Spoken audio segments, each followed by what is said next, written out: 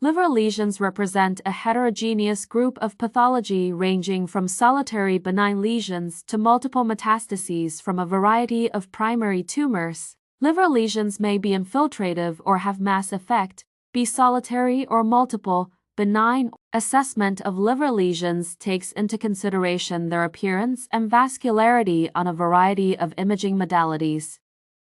The differential diagnosis for pediatric liver lesions is different to that for an adult. Segmental anatomy of the liver seen on axial image at the level of caudate lobe and inferior vena. Here there is annotated axial CT for hepatic segments. This annotated CT image at the level of inferior vena cava and right hepatic vein hold the video, while this annotated CT image at the level of caudate lobe hold the video to study segments. This slide revealed the steps for differential diagnosis of hepatic. We should exclude or confirm that this lesion is a cyst, hemangioma, focal nodular hyperplasia, or adenoma.